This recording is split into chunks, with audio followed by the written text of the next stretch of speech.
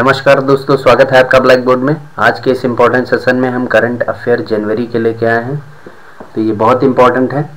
आइए चलिए शुरू करते हैं इनको। सबसे पहला क्वेश्चन है, 42वीं भारतीय सामाजिक विज्ञान कांग्रेस का आयोजन किस स्थान पर किया गया? तो इसका सही आंसर है दोस्तों भुवनेश्वर। हाल ही में किस खिलाड़ी को ICC women cricketer of the year 2018 चुना गया? तो ये हैं स्मृति मंधाना। नया मुख्य चुनाव आयुक्त किसे नियुक्त किया गया है? तो दोस्तों ये हैं सुधीर भार्गव। ट्रांसजेंडर आईपीसी की किस धारा के तहत यौन शोषण का केस दर्ज करवा सकते हैं? तो ये है 354A। चलिए नेक्स्ट स्लाइड में देखते हैं। हाल ही में राष्ट्रीय मानवाधिकार आयोग ने कौन she told free helpline launch की है? तो ये दोस्तों कौन सी है? 14433। चलिए आगे देखते हैं हम। हाल ही में कौन सा देश ओपेक समूह से बाहर हुआ है? तो दोस्तों ये हुआ है कतर। कतर ओपेक समूह से बाहर हुआ है। हाल ही में किसने ब्राजील के नए राष्ट्रपति के रूप में शपथ ली है? तो ये हैं जेयर बोल्सोनारो। किन देशों ने आधिकारिक रूप से यूनेस्को की सदस्यता छोड़ी है? तो ये कौन से हैं? अमेरिका और इजराइल। नेक्स्ट स्लाइड में लेते हैं हम। किस राज्य में हाल ही में उज्ज्वला सैनिटरी नैपकिन पहल शुरू की गई है? तो ये शुरू की है उड़ीसा राज्य ने। हाल ही में रेलवे बोर्ड का चेयरमैन किसे नियुक्त किया गया है? तो ये हैं विनोद कुमार यादव। किस यूरोपीय देश ने जाफा GAFA नामक शुरू किया है? तो जाफा शुरू किया है किसने? ये फ्रांस ने शुरू किया है। ये एक प्रकार का कर है, यानी कि टैक्स। हाल ही में कौन सा भारतीय गेंदबाज 2018 में अंतर्राष्ट्रीय क्रिकेट में सर्वाधिक विकेट लेने वाला गेंदबाज बना है? तो ये हैं जसप्रीत बुमराह। 106वीं भारतीय विज्ञान कांग्रेस का आयोजन किस स्थान पर किया गया? तो दोस्तों इसका सही आंसर है जालंधर। हाल ही में केंद्रीय कैबिनेट ने बैंक ऑफ बड़ौदा के साथ किन दो बैंकों के विलय को मंजूरी दी? तो ये है विजया बैंक और देना बैंक। नालसा यानी भारतीय राष्ट्रीय कानूनी सेवा प्राधिकरण का चेयरमैन किसे नियुक्त किया गया? तो ये हैं जस्टिस AK सीकरी। हाल ही में किस देश ने चंद्रमा के दूरस्थ भाग पर स्पेसक्राफ्ट उतारा है? तो ये है अपना पड़ोसी मुल्क चीन। कृषक बंधु योजना को हाल ही में किस राज्य ने लॉन्च किया? तो ये किया है पश्चिम बंगाल।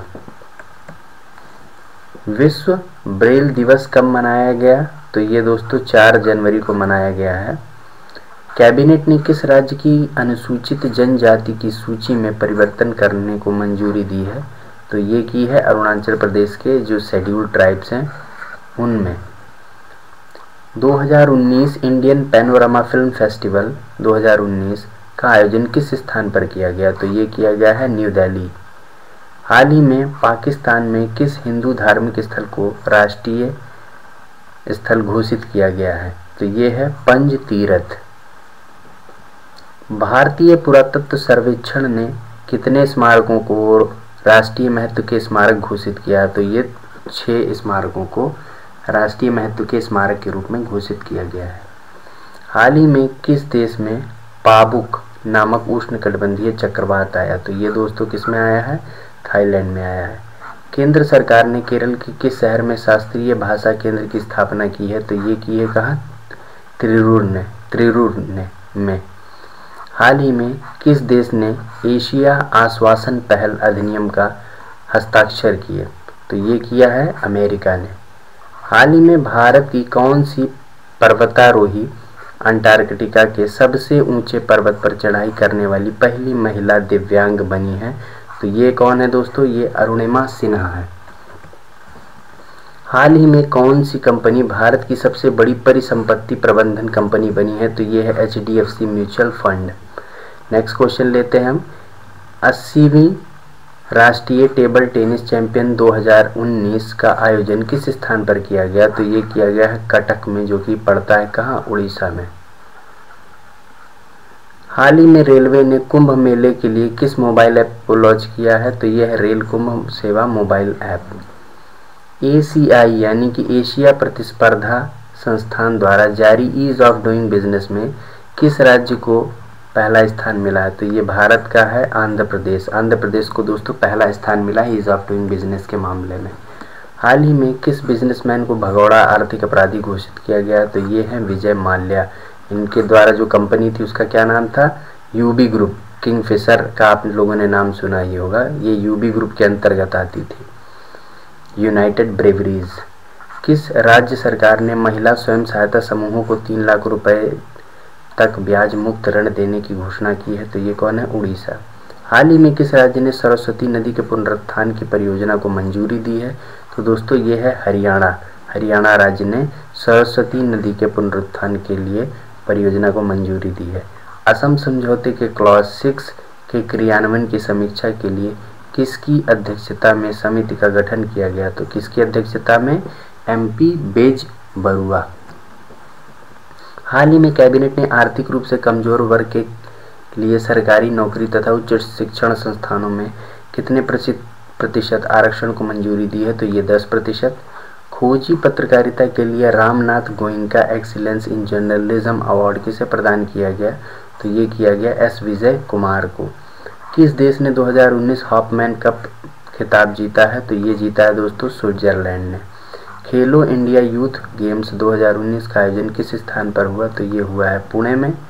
केंद्र सरकार ने किन क्षेत्रीय ग्रामीण बैंकों के विलय एक ही बैंक में किया है? तो ये कौन से हैं? पंजाब ग्रामीण बैंक, मालवा ग्रामीण बैंक तथा सतलुज ग्रामीण बैंक।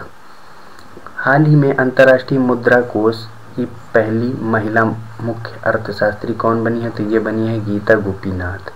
रायसीना डायलॉग के चौथे संस्करण का आयोजन किस शहर में किया गया? तो दोस्तों ये दिल्ली में किया गया है, हमारे देश की राजधानी में। पहले वैश्विक विमानन शिखर सम्मेलन का आयोजन किस स्थान पर किया गया? तो ये किया गया है मुंबई में। सशस्त्र सीमा बल का नया महानिदेशक किसे नियुक्त किया गया? तो कुमार राजेश चंद्र को। दोस्तों ये सभी वन लाइन अगर आपको पसंद आए तो हमारे वीडियो को ज़रूर लाइक करिएगा। और हाँ, इसके PDF भी हम आपको अवेलेबल करा देंगे हमारे टेलीग्राम ग्रुप को, तो इसलिए उसे ज्वाइन करना बिल्कुल भी मत भूलिए। खेलो इंडिया गेम्स के दूसरे संस्करण का आयोजन किस स्थान पर किया गया? तो ये किया गया है पुणे में। प्रवासी भारतीय दिवस कब मनाया जाता है? तो ये है 9 जनवरी। ऐसा इसलिए क्योंकि 9 जनवरी के दिन ही महात्मा गांधी जी साउथ अफ्रीका से इंडिया आए थे। ये इंडिया में आए थे साउथ अफ्रीका से महात्मा गांधी जी, इसीलिए 9 जनवरी को प्रवासी भारतीय दिवस मनाया जाता है। भारतीय रिजर्व बैंक ने किसकी अध्यक्षता में डिजिटल भुगतान के लिए पैनल का गठन किया? तो ये किया नंदन नीलेकणी, जो कि इन्फोसिस के फाउंडर रहे हैं। इन्फोसिस आपने नाम सुना होगा, सॉफ्टवेयर की वो काफ़ी बड़ी कंपनी है भारत की। 106वीं भारतीय विज्ञान कांग्रेस में किस भारतीय पवेलियन ने exhibitor of the year award जीता? तो ये किसने जीता दोस्तों? ये DRDO ने जीता, डिफेंस रिसर्च डेवलपमेंट ऑर्गेनाइजेशन। केंद्रीय सांख्यिकी कार्यालय के अनुसार वित्त वर्ष 19 में भारतीय अर्थव्यवस्था की वृद्धि दर कितनी रहने की अनुमान है? तो ये दोस्तों है 7.2 रहने का अनुमान है। नागरिकता संशोधन विधेयक 2019 के द्वारा किन देशों के गैर मुस्लिम नागरिकों को भारत की नागरिकता प्रदान की जाएगी? तो ये बांग्लादेश, पाकिस्तान और अफगानिस्तान के हिंदुओं को और गैर मुस्लिम को, इन 3 राष्ट्रों की नागरिकता प्रदान की। इन 3 राष्ट्रों के अगर रहने वाले हैं तो उनको भारत में नागरिकता प्रदान की जाएगी। हाल ही में वैश्विक एवं सौर परिषद का प्रमुख कौन बना? तो ये कौन बने हैं? प्रणव R मेहता। चलिए नेक्स्ट देखते हैं हम। केंद्र सरकार ने किस मानवाधिकार संगठन के साथ मिलकर वेब वंडर वीमेन अभियान शुरू किया? तो ये किया है ब्रेक थ्रू के साथ। हाल ही में किस शहर में गंगा जल प्रोजेक्ट को शुरू किया गया? तो ये किया गया आगरा में किया गया है। भारत के सबसे लंबे single lane steel cable suspension पुल का उद्घाटन किस राज्य में किया गया? तो ये किया गया है अरुणाचल प्रदेश में। भारत के किस राज्य में सर्वप्रथम सार्वभौमिक मूलभूत आय प्रदान की जाएगी? तो ये सिक्किम में की जाएगी दोस्तों, सार्वभौमिक मूलभूत आय। चलिए आगे देखते हैं हम। पहली भारत मध्य एशिया वार्ता का आयोजन किस देश में किया गया? तो ये उज्बेकिस्तान में किया गया। EIU लोकतंत्र सूचकांक 2018 में भारत की कौन सी रैंक है? तो ये 41वीं है। रेणुका जी बहुउद्देशीय योजना के कितने राज्यों ने समझौते पर हस्ताक्षर किया? तो ये 6 राज्यों ने इस समझौते पे हस्ताक्षर किया। इसमें हरियाणा, हिमाचल प्रदेश, उत्तराखंड, दिल्ली, राजस्थान और उत्तर प्रदेश है। हेनले पासपोर्ट सूचकांक में भारत का कौन सा स्थान प्राप्त हुआ? तो इसमें 79वां। चलिए आगे देखते हैं। अंतर्राष्ट्रीय मुक्केबाजी संघ ने लाइट फ्लाई 45 to 48 किलोग्राम वर्ग में भार वर्ग में पहला स्थान किसने प्राप्त किया? तो ये किया है मैरी कॉम ने। वायु की गुणवत्ता में सुधार के लिए केंद्र सरकार ने कौन सा कार्यक्रम लॉन्च किया? तो ये क्या? राष्ट्रीय स्वच्छ वायु कार्यक्रम। We are displace my journey and story from refugee girl around the world नामक पुस्तक की लेखिका कौन है? तो ये है मलाला यूसुफजई। शोध व नीति निर्माण के लिंकेज के लिए सेबी ने किसकी अध्यक्षता में समिति का गठन किया? तो ये किया है दोस्तों डॉक्टर शंकर डे के नेतृत्व में। हाल ही में इसरो ने मिशन गगनयान के लिए कब तक की डेडलाइन रखी है? तो ये रखी है दिसंबर 2021 तक। पार्टनरशिप समिट 2019 का आयोजन किस स्थान पर किया जा रहा है? तो दोस्तों ये किया जा रहा है मुंबई में। हाल ही में केंद्रीय कैबिनेट ने किस देश के साथ मुद्रा विनिमय के समझौते को मंजूरी दी? तो ये है जापान। हाल ही में वेनेजुएला के नए राष्ट्रपति कौन बने हैं? तो ये बने हैं निकोलस मादुरो। सुर्खियों में रही तुलसी गबार्ड किस देश से संबंधित है? तो दोस्तों ये अमेरिका से संबंधित है। वहाँ पर तुलसी गबार्ड जो कि सीनेटर हैं सीनेट में, और ये हो सकता है कि राष्ट्रपति नेक्स्ट जो प्रेसिडेंट के इलेक्शन अमेरिका के उसके लिए चुनाव भी लड़े। चलिए अगला हम देखते हैं। हाल ही में कौन सा राज्य आर्थिक रूप से कमजोर वर्ग के लिए 10% कोटा लागू करने वाला राज्य बना है? पहला राज्य तो दोस्तों गुजरात बना है। भारत सरकार ने नशे की समस्या से निपटने के लिए किस अवधि के लिए पंचवर्षीय एक्शन प्लान बनाया है? तो दोस्तों 2018 से लेकर 2023 तक। पहले वार्षिक निशस्त्रीकरण व अंतर्राष्ट्रीय सुरक्षा मामले फेलोशिप प्रोग्राम का आयोजन किस देश में किया जा रहा है? तो ये किया जा रहा है दोस्तों भारत में। हाल ही में किस सिख गुरु पर स्मारक सिक्का जारी किया गया? तो ये किया गया गुरु गोविंद सिंह जी पर। किस राज्य में हाल ही में वन फैमिली वन जॉब योजना आरंभ की? तो ये की है सिक्किम ने।